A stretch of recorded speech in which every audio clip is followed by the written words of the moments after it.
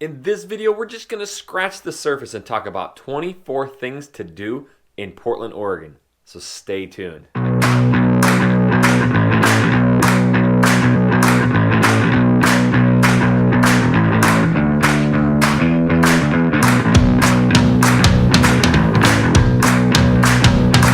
What's up, everybody? This is Jackson Ray Wilkey with the Real Agent Now Group right here in the Portland Metro. If this is your first time to this channel and you want to know everything about working, eating, sleeping, living, and playing right here in the Portland Metro, then start now by subscribing to this channel and tap that little bell so you're notified every time we do a new video. And if you are even thinking of moving and relocating here to the Portland Metro, we get calls every single day from people who are moving here, and we absolutely love it. So make sure that you give us a call, shoot us a text, send us an email, or even send us the pigeon carrier. However you want to get a hold of us, we got your back when moving to the Portland Metro. All right, so there is no doubt that Portland, Oregon is one of the funnest, most walkable things to do. Just so many things to do in this city. And I came up with 24 awesome things to go do. So we are going to start first and foremost with Powells Books. Now, you've probably heard of that if you've done any research on Portland, Oregon, but it is the largest independent bookstore that there is in the entire United States. It's surrounded by restaurants and coffee shops, so you can literally spend hours in this place, and even the kids love it. There's just so much to see and do in there, and there are obviously quite a few books. So Powells Books is number one on the list. Number two, we're going to go to the Rhododendron Garden. Now, this is over by Reed College in the Eastmoreland area. Absolutely breathtaking in there. They've done an incredible job maintaining all the pathways. It's $5 to get in, but on Mondays, it's free. It is one of the most gorgeous areas of trees, flowers, a ton of nature, and animal watching. It's just a giant preserve. So it's an incredible spot to take the kids, elderly, whoever's with you, and go walk and see some absolute beauty area, basically in the heart of Portland. Number three, and this is what I love, is the happy hours. Now, Portland does have a good night scene, obviously, but the one thing I love about Portland, because I got kids now, I like to day drink, or go out and have these happy hours, have lunches. On the weekends, there's incredible happy hours. So the happy hours in Portland, Oregon are everywhere, and you're going to find incredible patios, places to go have drinks outside. Even though, there's days it rains, literally people just love being outside. They love their happy hours. You're going to find incredible food and, drinks for that matter. So the happy hours here is something you got to do. Number 4 on the list is First Thursdays. Now, this is held in the Pearl District and parts of Chinatown. This is right over where Jesse lives, and every first Thursday of the month during the spring and summer, this area holds some of the best art exquisites, art galleries, and just a bunch of really cool independent shops down there. Now, what they do is they open the doors. There's usually a bunch of beer and wine samples, and you literally just walk these streets. There's tons and tons of vendors, and it's an absolute attraction for many of people who tour here, and a lot of the locals go there every first Thursday. So First Thursdays in the Pearl is a must-see. Now, number 5 is Last Thursdays. So over in Alberta Arts District up in Northeast Portland, they do the last Thursdays of the month. And it's going to be, some of the same similarities as the first Thursday where, you're going to walk the streets and see a bunch of vendors. But the last Thursdays in Alberta Arts is definitely going to be a little funkier. There's going to be a lot more, the independent crafts and people coming with their art and wood crafts and all that kind of stuff. So it's definitely a little funkier, but it's something you got to see. It's really fun, safe. Kids love it, and there's just a lot to see and do. You might even see some people on giant unicycles playing bagpipes and just all sorts of weird stuff. But also, there's a lot of really cool stuff and art from Portland. So last Thursdays in the Alberta Art District. Number 6 on the list is the farmers markets. Now, obviously, the Saturday market downtown Portland is there every Saturday, and it is filled with vendors. And if you ever get hungry, it's filled with food. And there's craft beer spots, and it's right on the water. So it's just an incredible spectacle right there. Now, the thing about Portland, no matter where you go, I'm on the west side, like the Beaverton Tigard area. There's farmers markets all over. I mean, you can go anywhere and find farmers markets. So that is an awesome thing that Portland, Oregon does all over the entire metro is its killer farmers markets. And even the one up in Vancouver, which is still considered the Portland Metro, just over there in the Esther Short Park, just across the river, that holds like 250 vendors on the Saturday market there. So Farmers markets are killer here. All right, number 7 on the list is OMSI, OMSI. It's the Oregon Museum of Science and Industry. Now, this is awesome. All right, so I read about this. It started 50, 60 years ago in a house, but has now moved on kind of the east side of the river there, and it is a huge building. It holds an IMAX, and it actually right now has an exhibit about Pixar. We took the kids there. You learn all about how all the Pixar movies, the Toy Stories, Monsters, Inc., how they were made. It's unbelievable. You can spend all day there. You can go there many times too. They are always changing things. They hold big events there, and even for adults or younger professionals, they'll have cocktail nights where they do a bunch of really cool activities. They even have a submarine right there in the rivers that do submarine tours. So it is an incredible spot that you have to see. All right, and number 8 on the list is the zoo. Yeah, we have a freaking zoo here, and it's awesome. We used to be members there, and we never got tired of it. We loved going to the zoo, not only to see the animals, but you've got to see the lights during Christmas. They light up the entire zoo with all different lights. It was one of the funnest things I've ever done. They also have concert series there. They have this huge auditorium type thing that overlooks the elephants, and they play bands there. I mean, like big name bands come. So yeah, there is a lot to do there. There's a lot of brew fests there, so concerts, anything. The zoo is not just full of animals. It's got tons and tons of things to do. All right, so number 9 on the list is the Rose Garden. Now, it's in Washington Park, and so I'll just say Washington Park.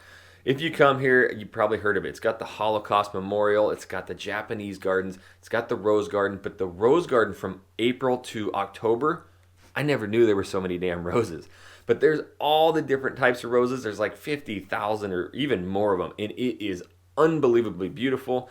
Just the smells, like when you breathe in that air up there, it's just amazing. There's also a really killer little park down the road that has the swing sets, slides. It's really big. And you kind of just wind through Washington Park, by the Arlington Heights area and just above Northwest Portland. Like that whole area right there, it's just really, really pretty. Giant old growth trees, well maintained, pathways, and obviously, 7 or 8 little parks right in there.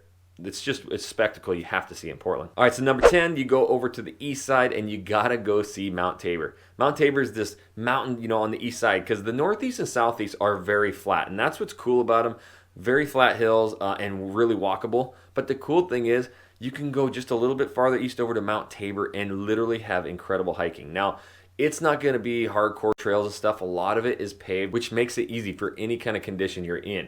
But you do see a lot of mountain bikers and road bikers up there because of the windy roads and the hills. They get a really good workout. It also holds the adult soapbox derby every single summer. So it's a really cool place to go up, have a picnic. There's parks up there, benches, the whole thing. So the Mount Tabor is an awesome spot you got to go see. All right, number 11 on the list. This is something that just caught fire around here, and that is the Timbers games.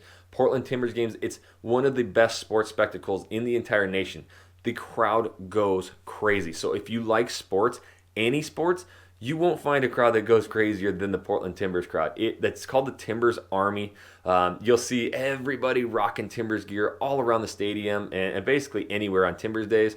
But they do have a farm league team. It's T2, and they also have the Portland Thorns, which is the girls team. Both of those are going to be packed too. It's really cool. It's right down in Providence Park, downtown. So that is something you have to go see if you like sports, or even if you don't like sports and you just want that atmosphere, it's something you got to go see. All right, so number 12 on the list, we are known for the brews, and that is no doubt. But we also have a bunch of local distilleries. So if you like the spirits, a little gin, little vodka, whatever, there's some killer distilleries in Portland, and you're going to find blocks of distilleries where you can get around by a pedicab, meaning like you and your buddies can get in this like pedal cab that somebody will, and just go tour all these different distilleries and try their stuff. So the distilleries here are actually a very sneaky little fun thing to do. All right, number 13 is Forest Park. Forest Park is over in Northwest Portland. It is the largest park inside of the city limits in the entire United States. Now, obviously, it's just above Northwest Portland, so literally you can have the most walkable city in the nation, and then you have the largest park inside of the city limits in the nation. I've talked about Forest Park in so many videos. It stretches about 8 miles north out of the city, and there are countless trails. I think 75 different maintained trails, hundreds of miles of different trails, so you can never get bored going through Forest Park. It's unbelievably gorgeous. Go do a beautiful hike, find some of the old cabins from back in the 40s and 50s, and then walk right back down to Northwest Portland. Go get you a coffee, cocktail, brewski, whatever. Forest Park, go see it. All right, so number 14 on the list, we're getting heavy in the alcohol. We got distilleries, we got brewskis. It's the urban wineries. Now, if you go to Southwest Portland, south of where I'm at, you go out to Dundee, McMillanville, those are some of the most gorgeous and iconic wineries right here in Portland.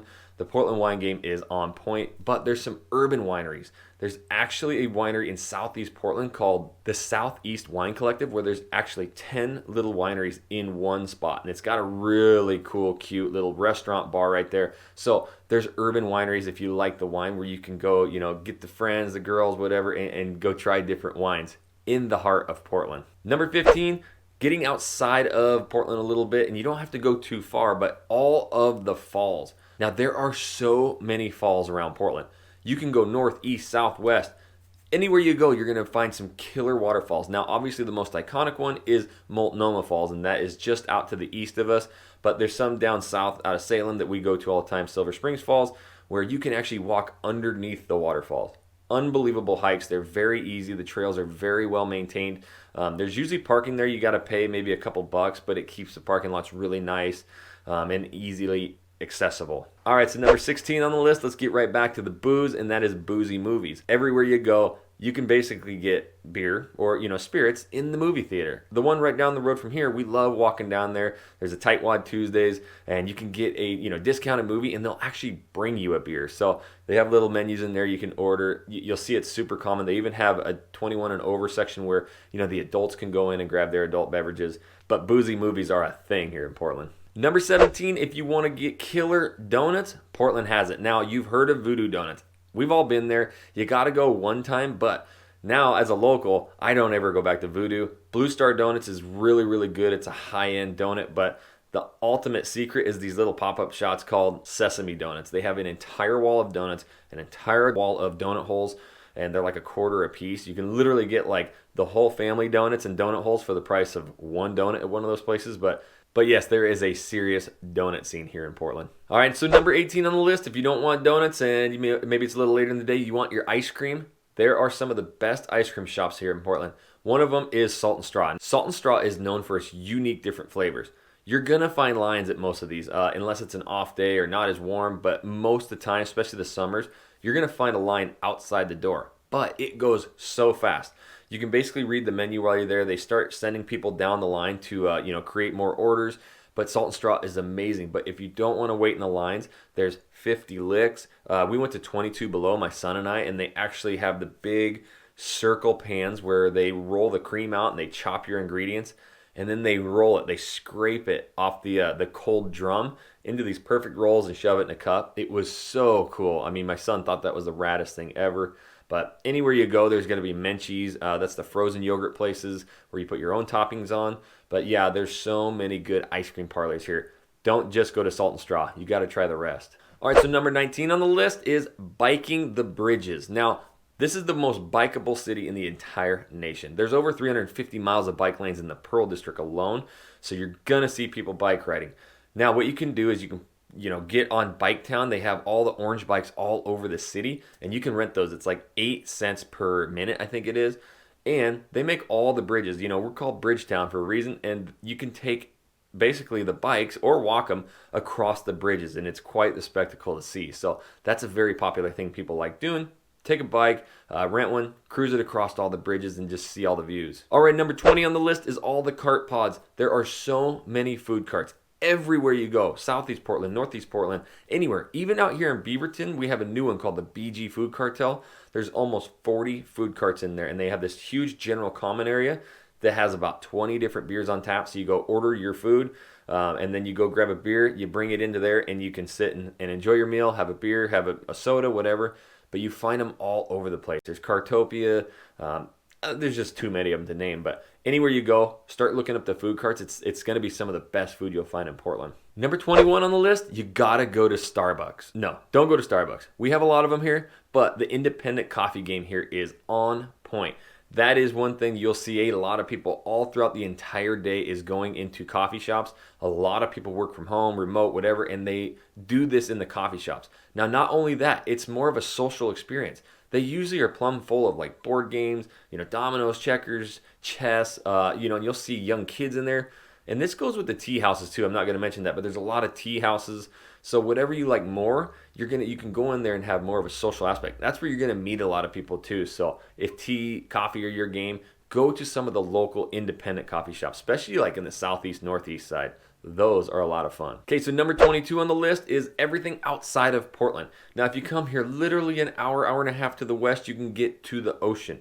It is unbelievable. There's great towns there like Seaside and Cannon Beach. You can go hit Mount Hood. Incredible for skiing, snowboarding. You can also go, just across the Columbia River up north into Vancouver. So there's actually so much to do just outside of the city limits that, you're not always held to just being in Portland, Oregon. So number 23 on the list. Now there's actually a book out that Jesse and I found about the hidden hiking trails in Portland, Oregon. Now this kind of goes with Forest Park and all that, but there are so many hidden trails in the Portland Metro.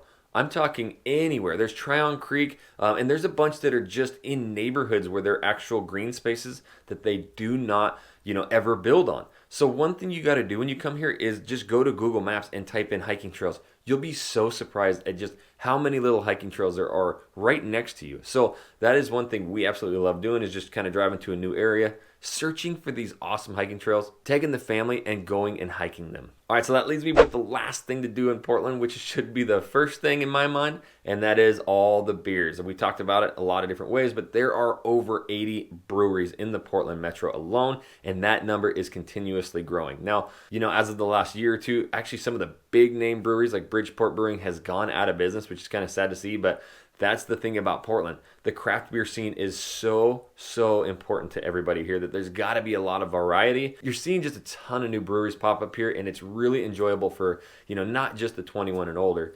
for anybody. Bring your family, the kids. They really make them family friendly. So anyways, those are 24 things, just scratching the surface of what to do in Portland, Oregon. But if you are moving to Portland, Oregon, and you need to find out that perfect spot for you to live, well, that's what we're here for. You got to give us a call, shoot us a text, send us an email, or even send the pigeon carrier, however you want to get a hold of us. We got your back when moving to the Portland Metro. And if this is your first time to this channel and you want to know everything about working, eating, sleeping, playing, and living here in the Portland Metro, then start now by subscribing to this channel and tap that little bell so you're notified every time we do a new video. And until that next video, we'll catch you later.